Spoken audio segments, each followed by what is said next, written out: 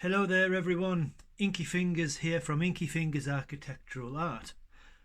Well, today, as you can see, I'm going to paint a rustic old French art gallery. What I like about this picture is that we've got texture. It's just quaint, it's lovely. French buildings are always nice. We've got little bits of decay around here, which we can do some nice texturing. It's a nice colour. We've actually got things in the window we can draw and then put a glaze over once it's all done, so it looks like there's a pane of glass in front of the items in the window. It's just an enchanting little shop. Now, one thing I will say about buildings is when you photograph a building, you generally find that because of perspective and buildings are tall, is that you get this distortion of the building. As you can see, this building appears to be converging up to a vantage point. Now, if you look back at the video I did about 1 point, 2 point and 3 point perspective, this would be going up to a third perspective point, which is going upwards, and then we go up into a vanishing point. You can see the walls and everything is converging up. So this is what you really got to watch for. We've got to straighten things out. So if someone went and just traced buildings, then you would get that and it would be a dead giveaway. It wouldn't look nice. So you've got to straighten them out. Yes, there's a tad more chewy, it's a tad more difficult, but it's worth that little bit of effort. So I've drawn this out as ever, and we can see now everything has now been straightened out, so it looks quite natural. Now, this has been drawn, a pencil drawing done with a Caran d'Ache 3H pencil, and it's been drawn in or inked in using a bottle of India ink, black India ink, and a very small dip-in steel tipped nib pen. So I've mixed up 3 colours. I've got Naples yellow, yellow ochre, and good old raw sienna. And all I'm going to do is put a wash of Naples yellow, and then I will drop in here and there into that wet damp wash the yellow ochre and the Naples and the raw sienna, just to give a variated tonal colourful type of background underwash for the picture.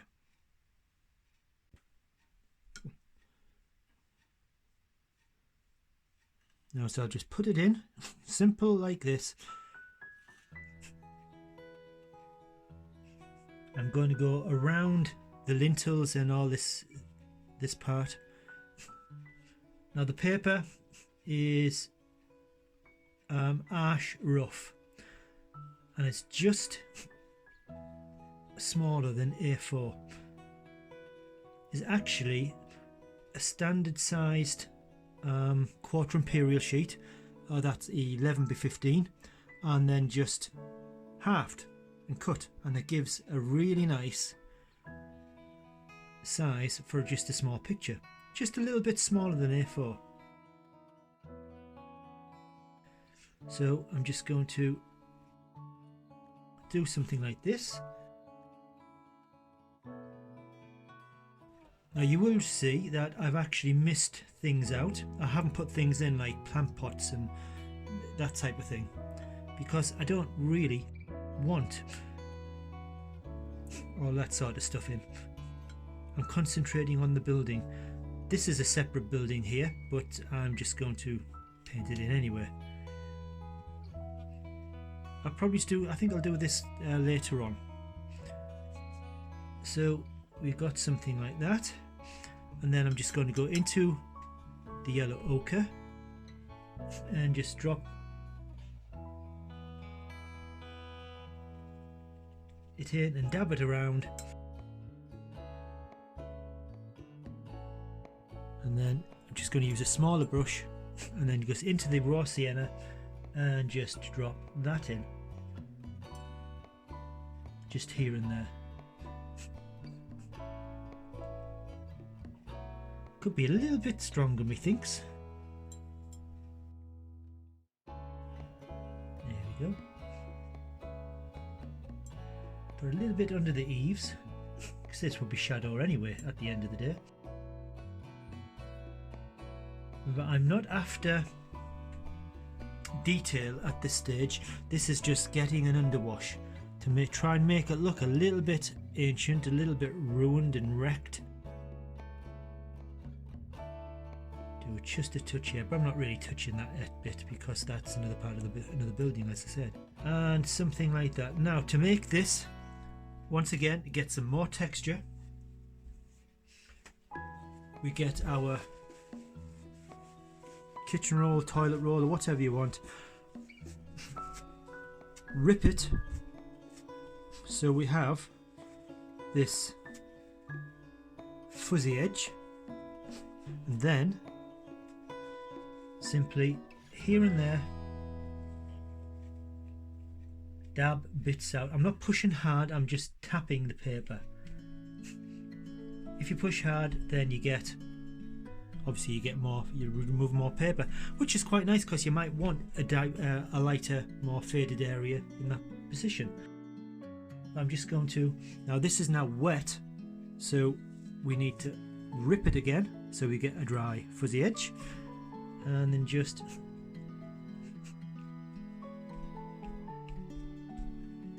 make it.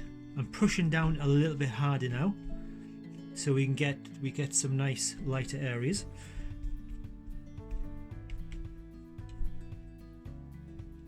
And that is an underwash.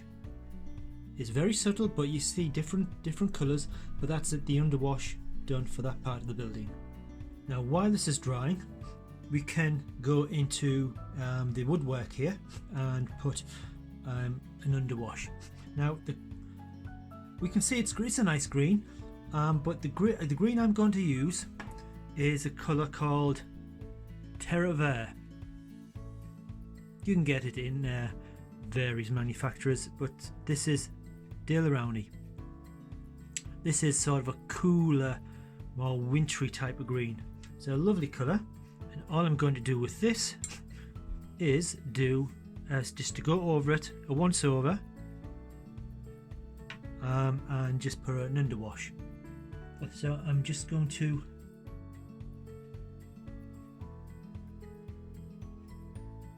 simply paint over. It just looks typically French, this colour anyway.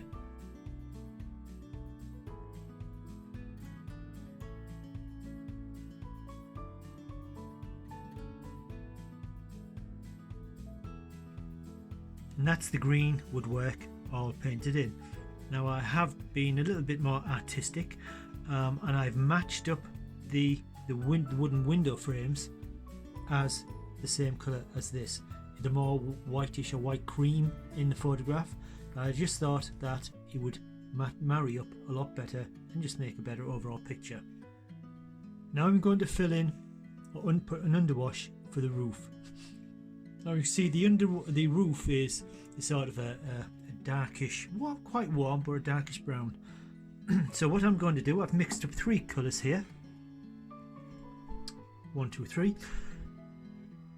The first colour is, instead of using yellow ochre, I'm going to use quinacridone gold, because that is, I always say, like yellow ochre on steroids. Very nice colour, completely transparent, and I particularly like this quinacridone gold because this is a very old, this is the quinacridone gold. It more than fills a half pan. This is the last bit of quinacridone gold I've got, and this was a Daniel Smith colour with the original pigments. You can't get quinacridone gold with that pigment anymore. It's mixed up with 2 or maybe 3 pigments now to make it look like quinacridone gold. This is the real deal. So I don't use it that much because it's too valuable. But for you lot, I will use a little bit. So what I'm going to do is just simply, isn't that lovely? I'm just going to paint this in there like so. And then I'm going to go into the burnt sienna and just simply streak that in, going in the way or painting in the way it goes across. But as the ridge tiles are horizontal, we go in a horizontal way. So that's like that. And then I'm going to go into this. Now this colour is burnt umber and a little bit of cobalt blue just to knock it down a tad. So it's a little bit more natural. And with this, again, I'm just going to, with just a small pointy brush, I'm just going to paint that in, or drop it in, here and there, and that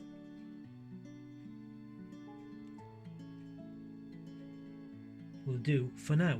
So we can see we've got this nice sort of multi-coloured nice roof.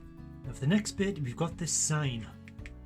I'm going to put this in because this is just a large area of white which throws off all the tones. So on the photograph it looks like it's a blue colour, sort of midish going to a dark blue.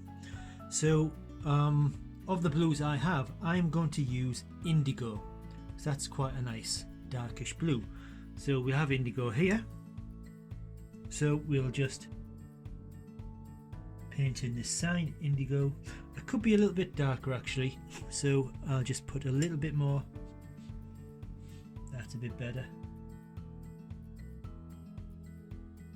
Now finally, for this other large area of white on the pavement, I'm going to try this colour here I've mixed up. This is neutral tint and a little bit of yellow ochre and a lot of water. So it's going to give this sort of greyish, slightly greeny grey colour, and that will do me. So I'm just going to paint that across over the road.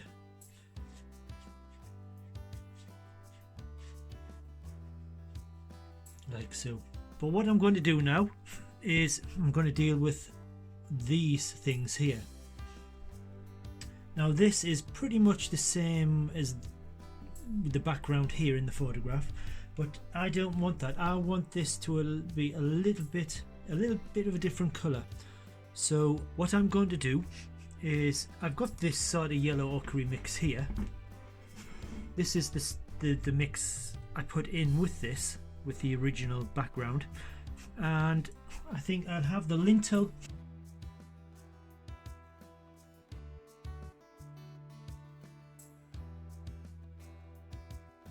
Now we're all dry now, completely dry. So now it's time to put the texture on the background. Now what I'm going to do here, as I always do for this type of texture, we've got a lot of, it's like scumbling look. It's just very sort of patchy, irregular, slightly dirty type of look. So I'm going to mimic what I see by using a small, just a nylon brush because they don't hold that much water, and with the colours I've already mixed up for all the rest of the picture. I should be using these to form all the texture and all the different colours. So what I'm going to do, I get a water pot. Right, so I'm going to start off probably using, let's see, some of this yellow ochre here. So with a small brush, I'm just going to put in, I'm not going to be looking at the photograph, you don't need to. It's just going to be a random thing. So I'm just going to put some of this yellow ochre, drop it on.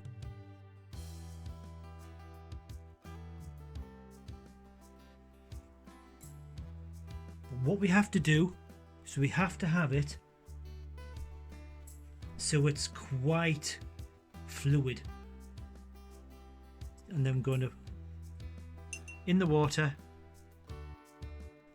and then I'm just going to drop this water on. You probably be able to see it. There you go, drop on. And then I'm just going to sort of pull it around, so parts get more dilute and some parts are less dilute.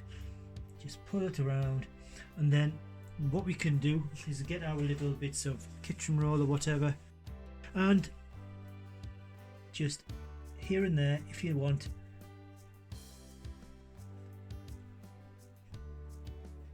just to make it a little bit patchy. And I'm just going to go again, same colour, a little bit there, maybe a little bit here,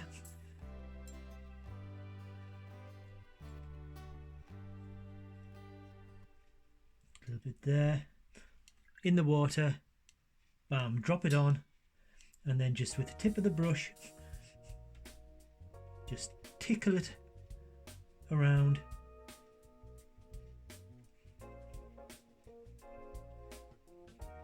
To what you want, and then get your rag and just very gently here and there, so you've got that patchy appearance.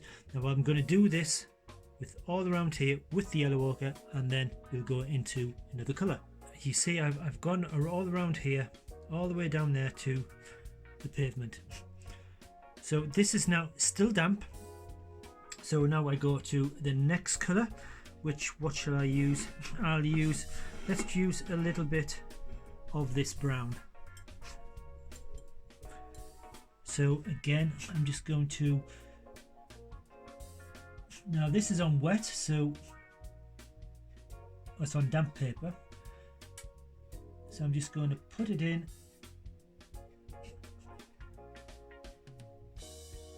and see what happens. We'll have a little bit of dark around there.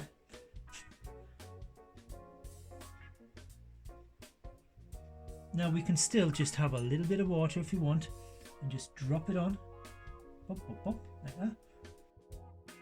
You can pull it around, so we've got our little bit of texture. And once again, it's the same thing. A little bit of rag if you want to, just a touch, just to soften areas off, so now it looks a little bit more like an old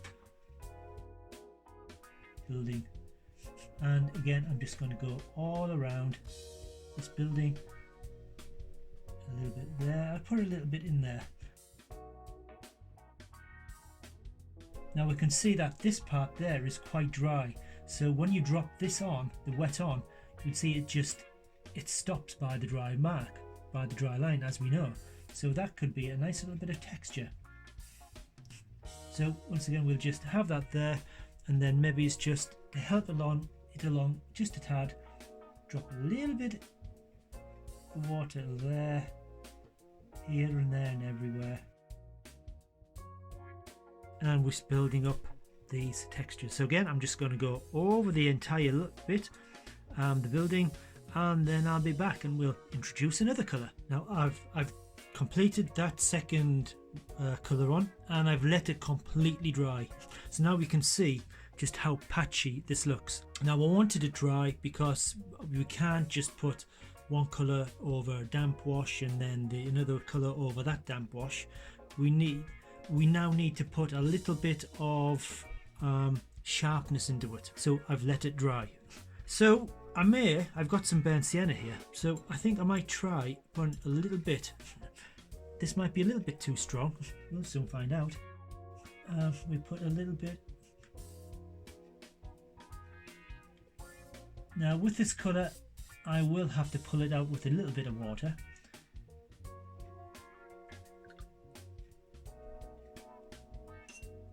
Yep, drop it in, exactly the same as before.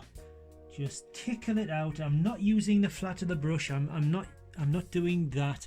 I'm just doing that with the very tip of the brush, because we're just tickling the paper, caressing the paper.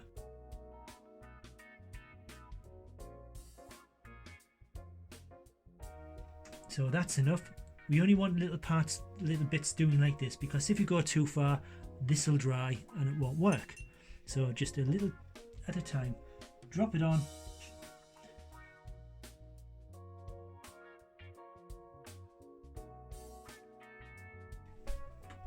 And if we can see now how we were building up all this texture to make it look old. Let's put a little bit here, a little bit there. Maybe we'll put some on the edge there and going into this corner. Drop, drop, drop, as you can see. Pull it round,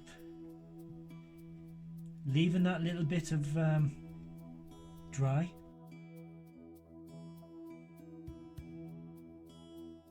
Right, this is now dry. We can see I've gone just here and there. Every pass we do, we make more texture. But now I think one more colour, and this is going to be a dark, dirty greyish green.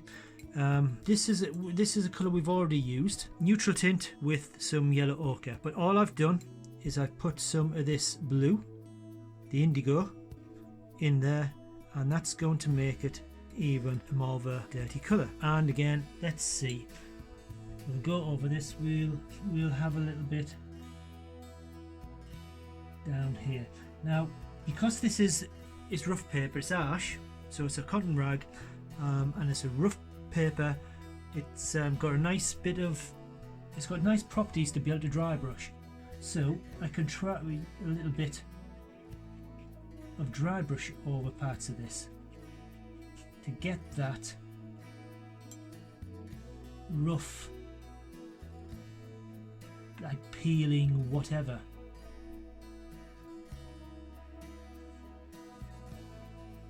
Now we'll just soften the edge of that slightly. Right, so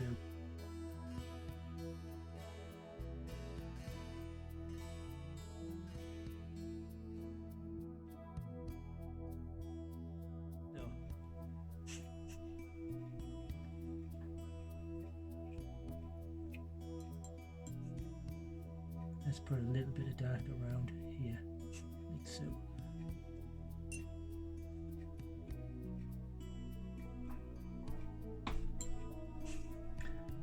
And once again, I'll just play around where I think I want it. I'm going all along, and then I'll be back. Right, we're back, and all of this is dry, and you can see now we have absolutely loads of texture, loads of colour.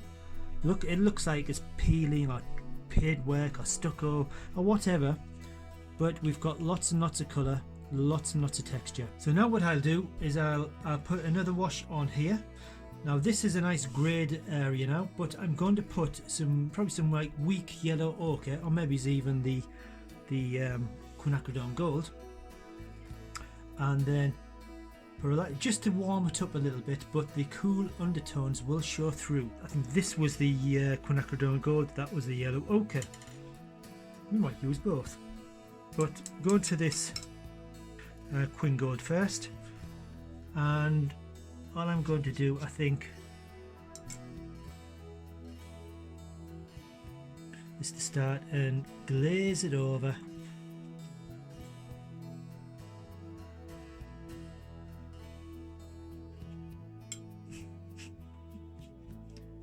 I'm trying to do a little bit of dry brush. Let's go in a bit, maybe it's into some of the yellow ochre. Let's see what that's like here, just here and there. And then let's go into this dark colour. This is the dark colour I use for them darker areas in this, and then streak this in just in parts. Let it spread out so you've got it again. It goes a little bit patchy. So if I do put that there, I've left areas so I'll naturally let it spread out. So we're going to have dark bits and some light bits. And this part, I'll just don't fill it all in, so it's, you can see it spreads out, and we get, it just looks a little bit more natural, neutral. Right, the next thing I need to do is the windows. Not putting the sort of glaze over. We need to paint in the inside of the shop.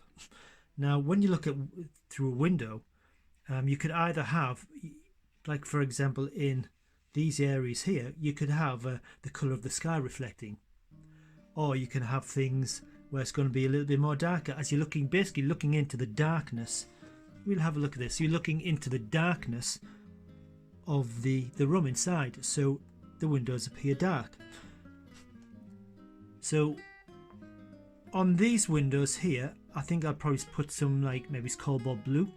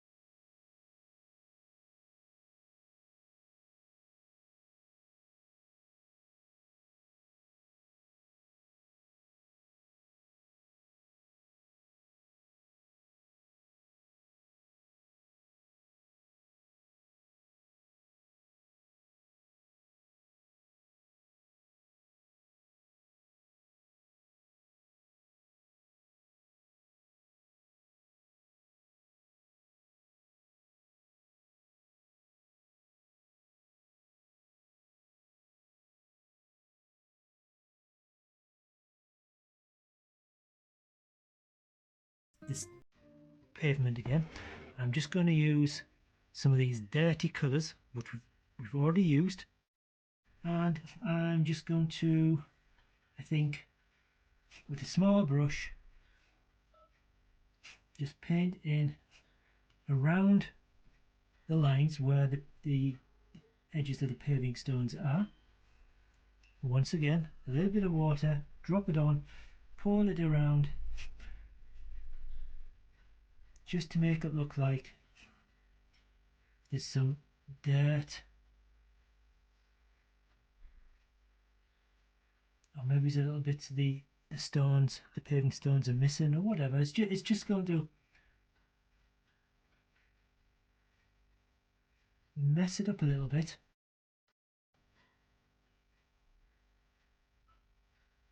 So we can see, if you look at this paving stone to this paving stone, that's got a little bit of something to it. That's a bit bland. So we'll have one here in the water as ever. Drop it on, pull it out, just tickle it. We don't do it everywhere. So we've got this variated paving stone.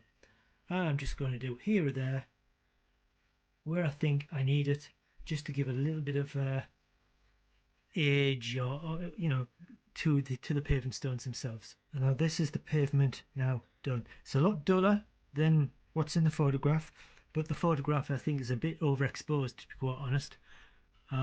So I wanted to tone everything down. What I'm going to do now is I'm going to put shadows in, the shading, because it's all a bit flat. And what I'm going to do here is, as I said before, I'm going to have the sun coming in from this general direction. Maybe it's 1 o'clock coming down. So we're still going to have this nice overhang. This will be in shadow, but we can have the right hand side of the windows in a bit of shadow. And I'll just put the shadows in wherever they're needed. So when it comes to a shadow colour, we've already got it. It's this ultramarine, cobalt ultramarine mix and a little bit of Payne's, not Payne's grey, a little bit of neutral tint. It gives this lovely bluey, darkish bluey colour. So all I'm going to do is make sure everything's dry. I think it is. I'm going to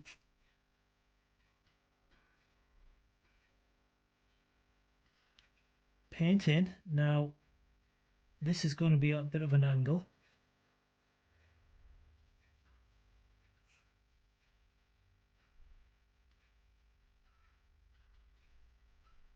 The guttering is a bit wonky, so make sure we have this wonky part there.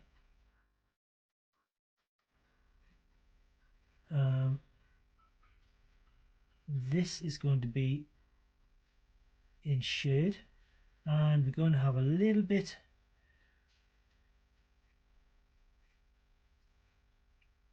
of shadow in, like so.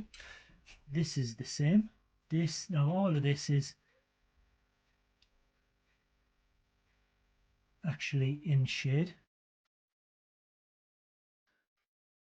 We have a little, I'm going to change the brush. That's going to stand to be a little bit too large, so just go to this smaller pointy brush. Now anything overhanging, we're going to have a little bit of a shade, a shadow. So that overhangs.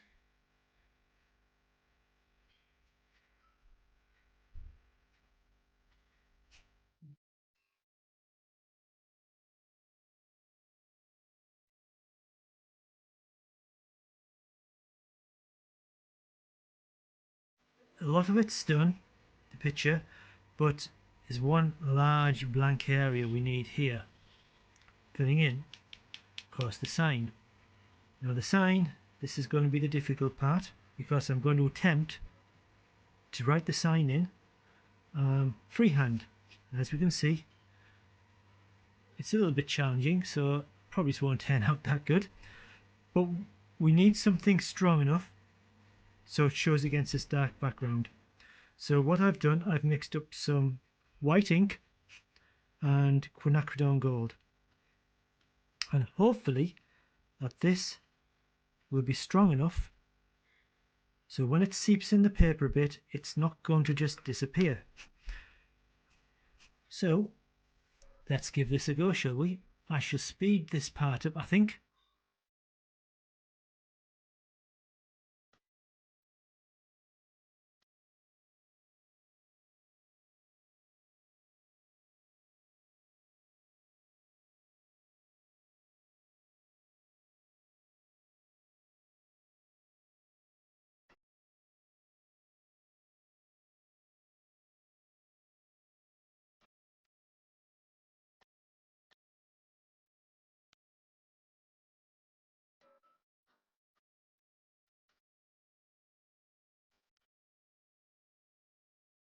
Now the only thing I really need to do is to, with the dipping pen, the original pen I used for the overall drawing, and some black India ink, I need to just put a few little details in, write some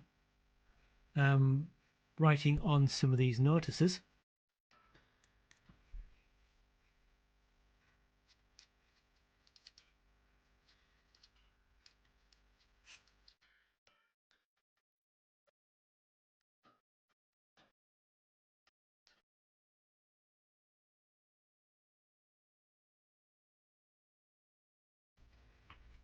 Now just to finish this off, we just need to put some tonal work on these the lintels.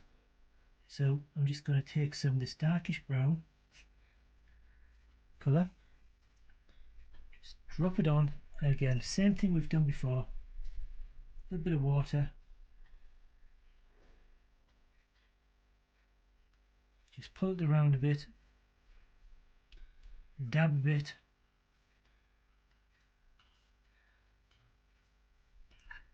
just so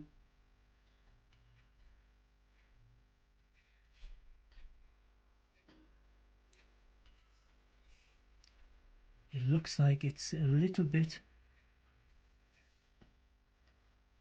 old.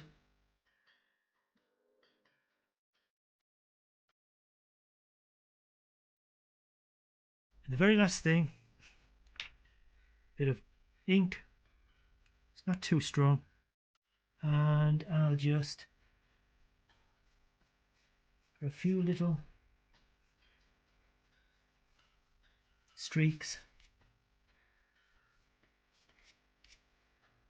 over the these windows, smudge it in a bit, so that's going to make it look like there's some light shining onto the window pane itself. You can be quite heavy because, as you can see, once you blend it in with your thumb or the finger, it sort of disappears. A little bit there, a little bit in this one. Dab dab dab with your finger.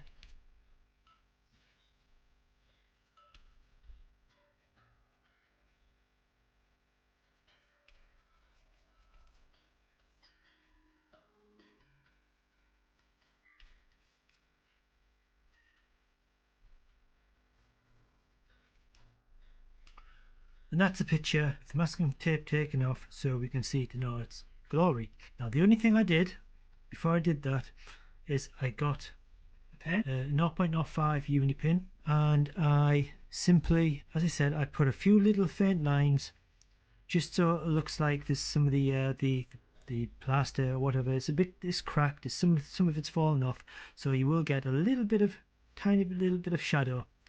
And I've just put a few little cracks here and there just to finish it off. So that's it, a little decrepit old Parisian French art shop come gallery. I hope you enjoyed that little demonstration. I hope you learned something about doing textures, and so until next week I'll say goodbye. So goodbye.